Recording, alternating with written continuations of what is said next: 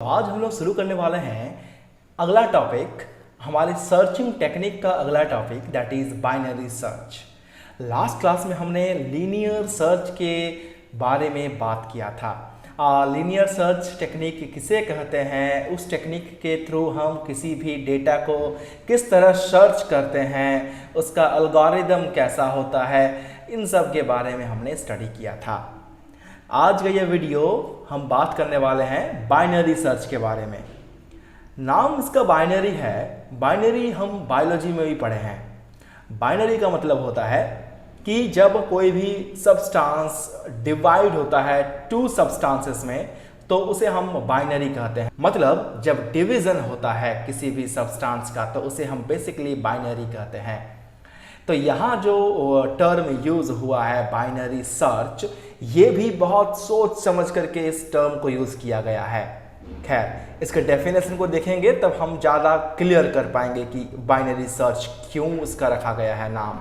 It is also a search technique to search for an element in the given array in minimum possible time. ये भी एक तरह का searching technique है, जैसे लीनियर सर्च था, लेकिन ये एक ऐसा सर्चिंग टेक्निक है जिसमें हम बहुत कम समय में ही अपने सर्चिंग वैल्यू को फाइंड कर लेते हैं कि वो हमारे एरे में प्रेजेंट है या नहीं है।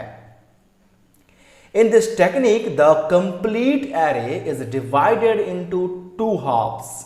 इस टेक्निक में, बाइनरी सर्च टेक्निक में, हम अपने कंप्लीट एरे को दो इक्वल हाफ्स में हम डिवाइड कर लेते हैं, which means the search element may be present in the first half or in the second half। तो जब हम अपने एरे को, कंप्लीट एरे को दो इक्वल हाफ्स में डिवाइड कर लेते हैं तब हमारा जो सर्चिंग एलिमेंट होता है वो या तो फर्स्ट हाफ में मिलेगा या तो वो सेकंड हाफ में मिलेगा। ये संभावना हमारी होती है। लेकिन ये जो एरे को डिवाइड किया जाता है दो इक्वल हाफ्स में, फिर उसके बाद हम जो अपने सर्चिंग एलिमेंट को खोजते हैं अपने एरे में, ये सारा काम होता कैसे है ये हम समझेंगे अगले स्लाइड्स में। यहाँ फिलहाल हमें इतना समझ में आ चुका है कि बाइनरी सर्च टेक्निक होता क्या है और इसमें हम किस तरह से एक वैल्यू को सर्च करते हैं। सपोज कर लें आपके पास एक एरे है, एक एरे वेरिएबल है n, और उसके अंदर में कुछ इतने सारे वैल्यूज स्टोर करके रखे गए हैं और आपको सर्च करना है इनमें से 42 को, और आप चाहते हो इसके लिए बाइनरी सर्च टेक्निक का यूज करना। तो हम कैसे सर्च करेंगे इसे, चलिए देखते हैं। एक बात बहुत इंपॉर्टेंट है बाइनरी सर्च टेक्निक के लिए कि आपको अपने कंप्लीट एरे को सेट करना होता है या तो असेंडिंग ऑर्डर में या तो डिसेंडिंग ऑर्डर में। यानी बाइनरी सर्च टेक्निक एप्लीकेबल है सिर्फ और सिर्फ शॉर्टेड एरे में। अगर आपका एरे के एलिमेंट जो हैं वो सॉर्ट है, यानी कि असेंडिंग ऑर्डर में या डिसेंडिंग ऑर्डर में, तभी आप बाइनरी सर्च को यूज कर पाओगे। तो देखो, हमने अपने पिछले स्क्रीन में जो वैल्यूज दिखाया था और यहां पर जो वैल्यू है वो दोनों डिफरेंट वैल्यूज हैं। वैल्यूज वही हैं बट पहले वाला अनसॉर्टेड था और ये वाला सॉर्टेड है। मैंने इसे असेंडिंग ऑर्डर में सॉर्ट किया है। तो पहला काम आपका होगा कि बाइनरी सर्च को यूज करने के लिए आपको अपने एलिमेंट्स को सॉर्टेड फॉर्म में ही स्टोर करना होगा अपने एरे में। उसके बाद जो पहला इंडेक्स होगा, यानी पहला सबस्क्रिप्ट का जो वैल्यू होगा, उसे आप अज्यूम कर लेना फर्स्ट नाम से, और आपका जो लास्ट सबस्क्रिप्ट होगा उसे आप लास्ट नाम से अज्यूम कर लेना। ये आपका स्टेप बता रहा हूं मैं, ठीक है। और फिर हम बाद में इसे कोडिंग से भी समझेंगे और लास्ट में इसे प्रैक्टिकल करके भी समझेंगे। तो पहला काम होता है अपने डेटा को सॉर्ट करना, यानी कि सॉर्टिंग फॉर्म में उसे स्टोर करना। दूसरा काम ये होता है कि अपने पहले वाले जो इंडेक्स हैं उनका जो वैल्यू है उसे आप फर्स्ट अज्यूम कर लो, और जो आपका आखिरी इंडेक्स है उसे आप लास्ट अज्यूम कर लो। इसके बाद करना क्या पड़ता है, आपको एक फॉर्मूला अप्लाई करना पड़ता है। मैंने पहले आपको बताया था कि इस फॉर्म में, इस टेक्निक में हम अपने एरे को दो इक्वल हाफ्स में डिवाइड करते हैं। तो वो दो इक्वल हाफ्स में कैसे डिवाइड करेंगे उसी को जानने के लिए ये फॉर्मूला होता है। ये फॉर्मूला कुछ ऐसा है कि mid is equal to, mid हमारा एक कोई वेरिएबल होगा, mid is equal to first plus last divide by 2। Means आपका जो फर्स्ट इंडेक्स है 0, लास्ट इंडेक्स है 9, तो 0 प्लस 9 डिवाइड बाय 2। आपको फर्स्ट वैल्यू को नहीं लेना है, फर्स्ट इंडेक्स को लेना है। 0 प्लस 9 9 हो जाएगा, 9/2 हमारा हो जाएगा 4।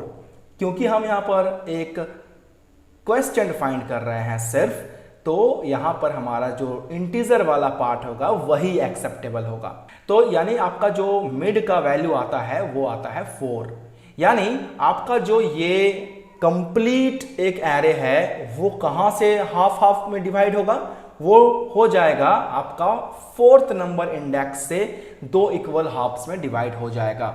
ऑलराइट, यहां तक होने के बाद आगे क्या करना है देखते हैं। आपका जो सर्चिंग एलिमेंट है उस सर्चिंग एलिमेंट को हम कंपेयर करेंगे हमेशा अपने मिड वाले एलिमेंट के साथ। क्या मेरा सर्चिंग एलिमेंट मिड वाले एलिमेंट से बड़ा है? डेफिनेटली मेरा आंसर होगा नो। फिर हम चेक करेंगे कि क्या मेरा सर्चिंग एलिमेंट जो कि 42 है, क्या ये छोटा है 59 से? डेफिनेटली ये छोटा है। तो जब ये हमारा आंसर यस होगा तो फिर क्या होगा कि इसका मतलब ये बनता है कि 42 अगर 59 से छोटा है, दैट मीन्स कि मेरा 42 जो है वो 59 के लेफ्ट वाले पार्ट में मिलेगा, वो राइट वाले पार्ट में नहीं मिलेगा। क्योंकि 59 के राइट वाले पार्ट में सारे वैल्यूज जो हैं वो बड़े हैं 59 से, और मेरा जो सर्चिंग एलिमेंट है वो 59 से छोटा है। इसीलिए इसे फाइंड करने का जो प्रोबेबिलिटी होगा वो मेरे लेफ्ट वाले एरे में होगा। इसका मतलब मेरा जो राइट वाला एरे है, मिड से लेकर के राइट वाला एरे, ये मुझे डिलीट कर देना पड़ेगा। कुछ ऐसा हो जाएगा, मेरा पूरा कंप्लीट एरे कुछ इस तरह से हाफ हो जाएगा। यानी मेरा जो पहले लास्ट था वो 9 नंबर इंडेक्स था, अब मैंने अपने उस कंप्लीट एरे को छोटे टुकड़े में बांट दिया, और अब मेरा लास्ट जो है वो क्या बन गया है? अब मेरा लास्ट जो है वो मिड जो था मेरा, उस मिड से एक कम हो गया है। मेरा मिड था 4, याद करके देखिए, हमारा जो मिड था वो 4 था, हमने 4 से एक कम कर दिया तो मेरा लास्ट मिल गया। अब फिर से हम क्या करेंगे, अपने मिड को फाइंड करेंगे। मिड फाइंड करने के लिए अगेन फर्स्ट प्लस लास्ट, तो फर्स्ट मेरा 0 है, लास्ट मेरा 3 है, तो 0 प्लस 3 हो जाएगा 3, 3/2 हो जाएगा 1। सिंस हमें इंटीजर पार्ट लेने हैं इसीलिए हम डेसिमल पार्ट यहाँ नहीं लिखे हैं।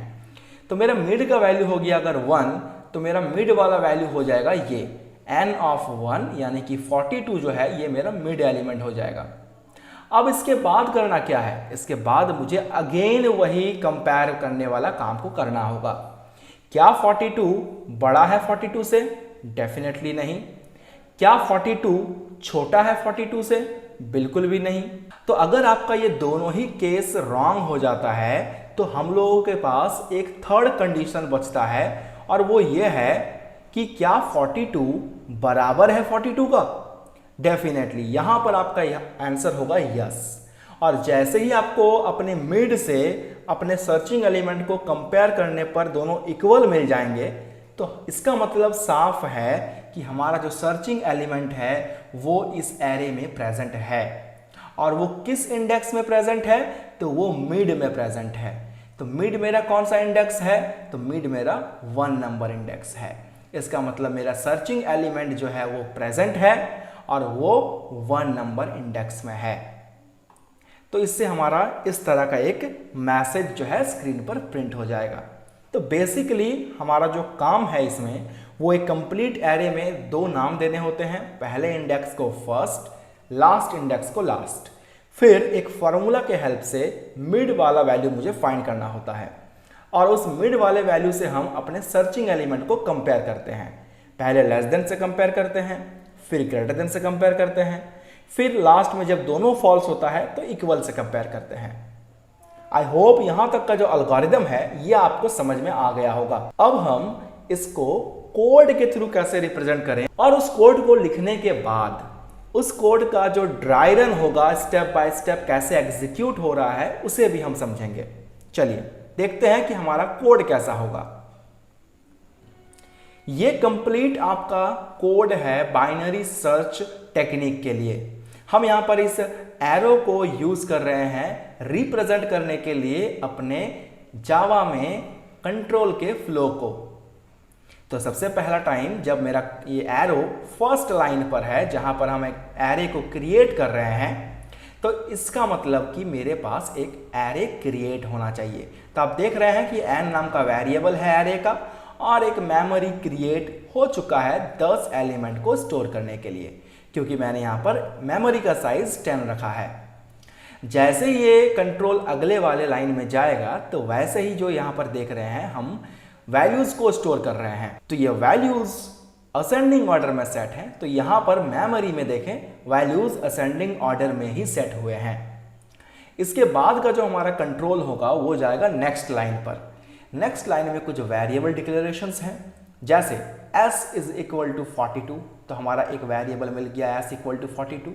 फिर है k equal to 0, m equal to 0, f जो कि हम यूज कर रहे हैं फर्स्ट एलिमेंट के लिए, और l जो कि हम यूज कर रहे हैं लास्ट एलिमेंट के लिए।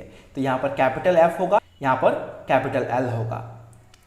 तो आगे जब ये कंट्रोल फ्लो करेगा तो हमारा नेक्स्ट लाइन है वाइल लूप के लिए। हम यहाँ पर वाइल लूप एग्जीक्यूट किए हैं, क्योंकि ये जो काम है चेक करने वाला और मिड फाइंड करने वाला, ये कितना बार एग्जीक्यूट होगा ये कोई नहीं कह सकता।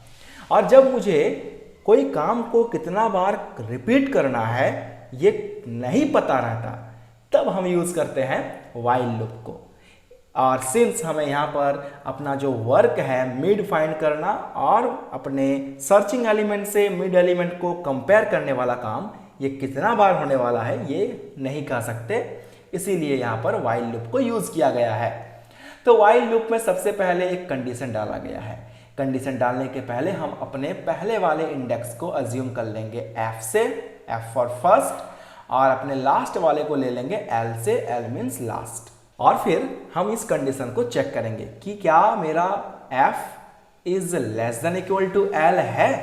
मेरा f का वैल्यू 0 है और l का वैल्यू 9 है, तो डेफिनेटली f जो है वो 0 होगा और l जो है वो 9 होगा, तो 0 9 से छोटा होगा। इस केस में ये कंडीशन मेरा सही होगा और हम लूप के अंदर आ जाएंगे।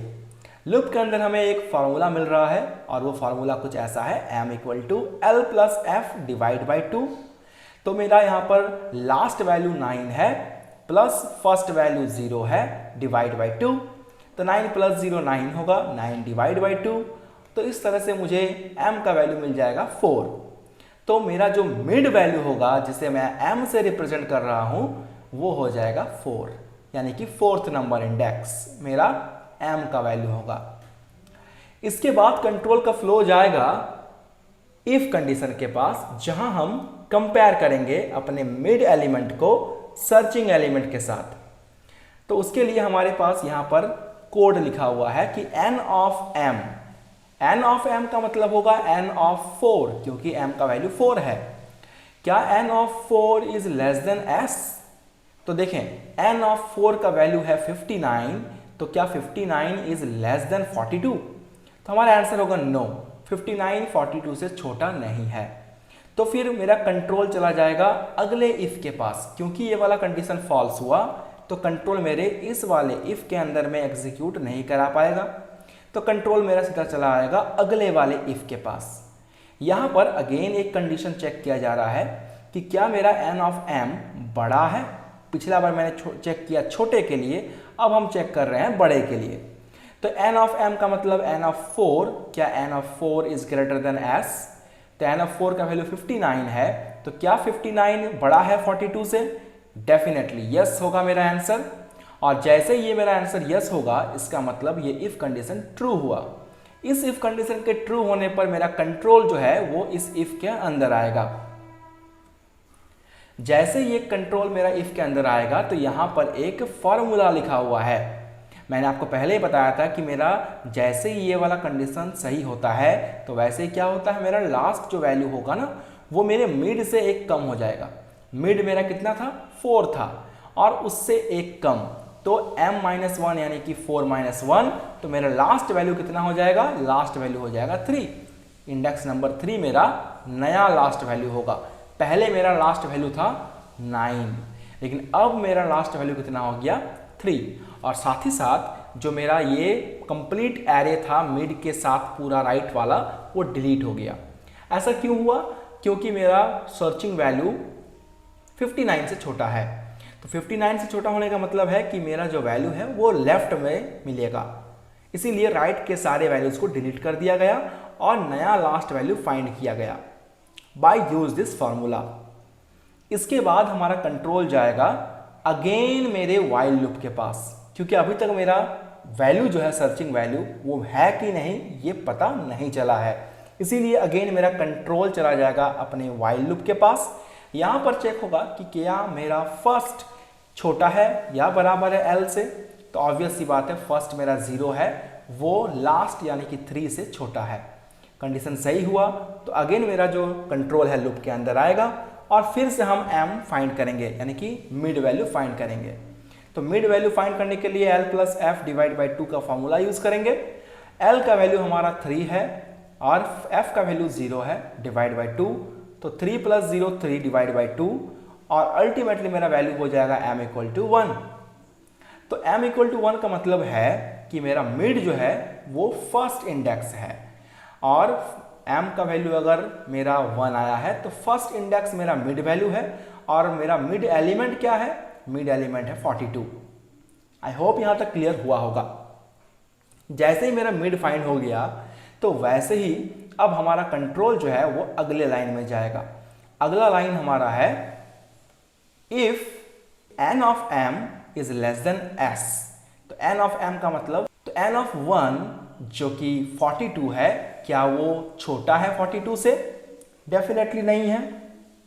तो हमारा कंट्रोल चला जाएगा अगले वाले इफ के पास। यहां चेक करेंगे कि क्या n of 1 ग्रेटर है s से, यानी कि n of 1 का वैल्यू 42 है, s का वैल्यू 42 है, क्या 42 से बड़ा है? डेफिनेटली आंसर होगा नो। तो ये अगर आंसर नो हुआ तो मेरा कंट्रोल इस वाले के पास नहीं आएगा, कंट्रोल सीधा आएगा अगले वाले इफ के पास। तो ये इफ क्या चेक कर रहा है कि मेरा n of 1 क्या डबल इक्वल टू s है। तो n of 1 का वैल्यू 42 है, क्या ये 42 के बराबर है? डेफिनेटली ये 42 के बराबर है। तो ये कंडीशन मेरा सही हुआ, तो मेरा कंट्रोल इस इफ के अंदर आया, और इफ के अंदर में k का वैल्यू 1 है तो मैंने k का वैल्यू 1 यहाँ पर प्रिंट किया। k एक इंडिकेटर का काम कर रहा है जो ये बता रहा है कि अगर k का वैल्यू 1 हुआ इसका मतलब वैल्यू प्रेजेंट है, और अगर k का वैल्यू 1 नहीं होता है मीन्स मेरा वैल्यू जो है सर्चिंग वैल्यू वो इस एरे में प्रेजेंट नहीं है। और जैसे ही मेरा ये k = 1 मिल गया तो और फर्दर सर्च करने की कोई आवश्यकता नहीं है, इसीलिए हम यहाँ पर ब्रेक को यूज कर रहे हैं। जैसे ही ये ब्रेक स्टेटमेंट यूज हो जाएगा वैसे ही ये पूरा का पूरा फॉर लूप जो है ये टर्मिनेट हो जाएगा। मेरा कंट्रोल चला जाएगा अगले लाइन पर। अगला लाइन हमारा है इफ k = 1। क्या k का वैल्यू 1 के बराबर है? ऑब्वियसली k का वैल्यू 1 है और 1 और 1 आपस में बराबर है। अगर ये मेरा सही हुआ दैट मीन्स मेरा ये इफ के अंदर में कंट्रोल आएगा और ये स्क्रीन पर प्रिंट हो जाएगा कि number is present. That means मेरा सर्चिंग वैल्यू 42 इस एरे में प्रेजेंट है। लेकिन ये किस प्लेस पर प्रेजेंट है भाई? तो ये प्रेजेंट है 1 नंबर इंडेक्स में। तो 1 नंबर इंडेक्स का मतलब है कि ये m के वैल्यू में प्रेजेंट है। m का वैल्यू 1 है, इसीलिए हम इस m को अगर प्रिंट कर देंगे साथ में तो मुझे ये भी पता चल जाएगा कि ये एलिमेंट जो है सर्चिंग एलिमेंट ये किस इंडेक्स में प्रेजेंट है। तो अगर आपको क्वेश्चन में पूछता है कि आप इंडेक्स कौन सा है वो बताओ, तो आप m को प्रिंट कर देना। तो अब इसे हम कोडिंग करने वाले हैं BlueJ के हेल्प से, और साथ ही साथ उसे हम एग्जीक्यूट भी करेंगे अलग अलग वैल्यूज के साथ, ताकि हमें ये ज़्यादा बेहतर क्लियर हो सके। तो चलिए चलते हैं अपने BlueJ के स्क्रीन पर। तो जैसे कि देख रहे हैं हम लोग आ चुके हैं अपने ब्लूजे के स्क्रीन पर। यहाँ हमने आपके लिए ऑलरेडी बाइनरी सर्च का प्रोग्रामिंग बना रखा है। चलिए डबल क्लिक करके इसे ओपन कर लेते हैं। तो ये जो आपका कोडिंग यहाँ दिख रहा है ये बिल्कुल आपका वही कोडिंग है जो कि हमने थ्योरी में समझा ड्राई रन के साथ, लेकिन यहाँ थोड़ा सा चेंज किया गया है। वहाँ हमने एलिमेंट्स को खुद से लिया था और यहाँ हम एलिमेंट्स को यूज़र के थ्रू एक्सेप्ट करवाने वाले हैं। तो इसीलिए यूज़र को आपको एक मैसेज देना होगा कि inter elements in ascending order, ताकि यूज़र को ये पता रहे कि हमें जो वैल्यूज स्टोर करने हैं वो सॉर्टेड फॉर्म में स्टोर करने हैं। और उसके बाद वैल्यू को स्टोर करने के लिए हम फॉर लूप को यूज़ करेंगे और फिर एक मैसेज देंगे यूज़र को कि इंटर सर्च एलिमेंट, और उस सर्च एलिमेंट को हम एस नाम के वेरिएबल में स्टोर कर लेंगे। और इसके बाद का जो काम है वो आप ऑलरेडी देख लिए हो। तो चलिए अब चलते हैं, इसको कंपाइल करते हैं और कंपाइल करने के बाद नो सिंटैक्स एरर मैसेज मिला मुझे। तो अब हम चलेंगे इसे रन करने के लिए, पुट करते हैं और अब हम कुछ सॉर्टेड वैल्यूज ही एंटर करेंगे। 1 2 3 4 5 6 7 8 9 10। टोटल हमने 10 एलिमेंट स्टोर किया और हमें सर्च करना है 6 प्रेजेंट है कि नहीं है।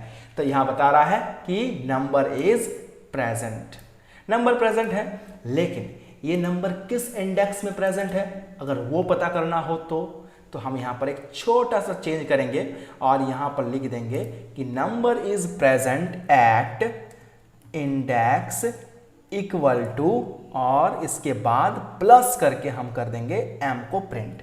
जो हमारा m का वैल्यू होगा वही हमारा यहाँ पर प्रिंट हो जाएगा। चलिए दोबारा इसे हम लोग क्लोज करते हैं और फिर से इसे रन करते हैं और अगेन वही सेम वैल्यू 1 2 3 4 5 6 7 8 9 और 10 एलिमेंट हमने स्टोर कर दिया। तो इंटर सर्च एलिमेंट 6 हमें पता करना है। तो चलिए 6, तो 6 किस नंबर इंडेक्स में है भाई? तो 6 बता रहा है 5 नंबर इंडेक्स में है। काउंट करते हैं, 0 नंबर इंडेक्स में 1 है, 1 नंबर में 2 है, 2 नंबर में 3 है, 3 नंबर में 4 है, 4 नंबर इंडेक्स में 5 है और 5 नंबर इंडेक्स में 6 प्रेजेंट है। डेफिनेटली सही है। तो छोटा सा कोड में हमने चेंज किया और ये भी पता कर लिया कि वो किस इंडेक्स में प्रेजेंट है। अब अगर आपको कोई पूछ देता है कि उसका पोजीशन बताओ, इंडेक्स नहीं उसका पोजीशन बताओ, तो आपको पता होना चाहिए कि पोजीशन जो होता है वो इंडेक्स से एक स्टेप ज़्यादा होता है। तो बस आपको छोटा सा चेंज करना होगा और वो चेंज होगा m+1 कर देना होगा और इसे ब्रैकेट में आपको एंटर कर देना होगा। तो इससे क्या होगा, आपका पोजीशन पता चल जाएगा। यहाँ हम इंडेक्स को डिलीट करके पोजीशन लिख देते हैं, eight position equal to m+1, जो हमारा इंडेक्स होगा उससे एक ज़्यादा। चलिए 1 2 3 4 5 6 7 8 9 10 11 हमने ले लिए इतना सारे वैल्यू। अब हमें पता करना है कि 5 किस नंबर इंडेक्स में प्रेजेंट है, किस पोजीशन पर प्रेजेंट है, इंडेक्स नहीं। तो आप मुझे बताएं कि 5 प्रेजेंट है कि नहीं। तो आप बोलोगे 5 प्रेजेंट है सर, कौन से पोजीशन पर है? तो 1 2 3 4th नंबर पोजीशन पर है। चलिए देखते हैं क्या बोलता है रिजल्ट। डेफिनेटली पोजीशन उसका 4 है।